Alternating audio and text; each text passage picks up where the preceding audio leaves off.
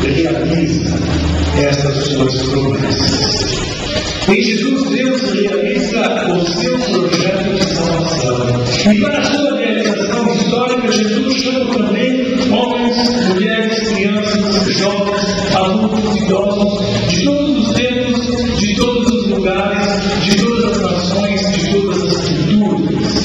E esta bela maravilhosa da salvação é vestida também por muitas mãos anônimas, que se puseram em sintonia com as mãos do Senhor.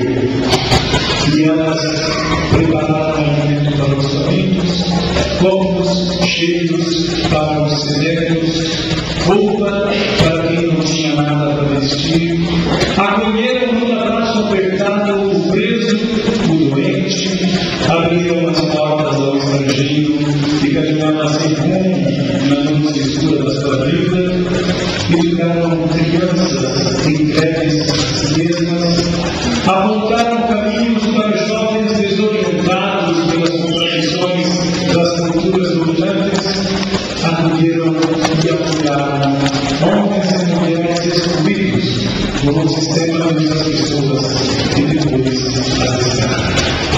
Mas a terra da salvação também é rasgada, e é rasgada por quem ignora o grito sofredor do irmão. Porque permanece fechado em seu egoísmo mesquinho, por quem entope a sua vida de objetos, de títulos, de pretensões, de exigências que tiram o lugar das pessoas e dos afetos mais autênticos, mais sadios. Nós dizíamos no Evangelho que no entardecer da vida e da história, Jesus Cristo entra em cena como rei, o rei que despaz este emaranhado de bem e de mal, o rei que faz brilhar o trigo, separando-o do joio, o rei que revela a verdadeira ovelha do seu rebanho, separando-a do bode, que é símbolo da violência, da indiferença, do egoísmo, da prepotência. O irmão do lado sabe muito bem que faltam mãos, corações, vidas que entrem em sintonia com as mãos de Jesus para continuar a amarrar os fios dessa vida de amor, de solidariedade, de justiça, de fraternidade que chamamos de história da salvação, que chamamos de reino de Deus. Ele sabe muito bem que faltam nessas mãos, esses corações, e ele se coloca à disposição. Ele sabe muito bem que escolher o Senhor Jesus como Rei, Senhor de sua vida, é garantia de liberdade, é garantia de alegria plena.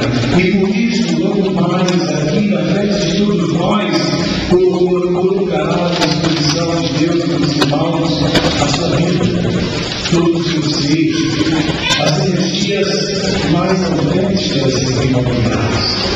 Fará os chamados 3 votos: o voto de pobreza, de castidade e obediência. Por quê? Com o voto de pobreza, ele afirma sua confiança naquele Deus que veste os lírios dos campos e alimenta os pássaros dos céus. Solidário com os milhões de homens e mulheres que vivem na pobreza, livre da tirania das coisas e das aparências. Como voto de castidade, ele afirma que o amor de Deus é capaz de preencher essa dele, é capaz de satisfazer a dele, é capaz de dilatar o seu coração para que todos encontrem nele o amor que precisam e que muitas vezes lhes é negado, sobretudo as crianças, os pobres, os doentes, aqueles que não se sentem amados ou aqueles que pensam que não merecem ser amados. Capaz de uma paternidade que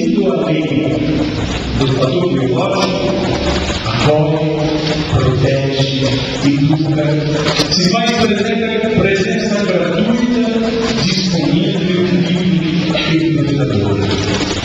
Com modo de obediência, ele afirma que ele faz parte de um projeto maior. E ele é parte viva desse projeto maior, parceiro de Deus e da humanidade. Afirma que ele não quer pensar só para si, que ele se importa também com os outros, e que ele sempre que os outros são seus irmãos. Ele afirma que abre mão de projetos pessoais menores ainda de muitos diante do projeto de Deus. E ele está entregue sua vida na congregação dos filhos da caridade. Uma congregação pequena, não está falando da igreja, mas uma congregação que é chamada a viver o maior amor na humildade e na oportunidade da cruz. Então nós começamos dizendo: Deus graças a Deus.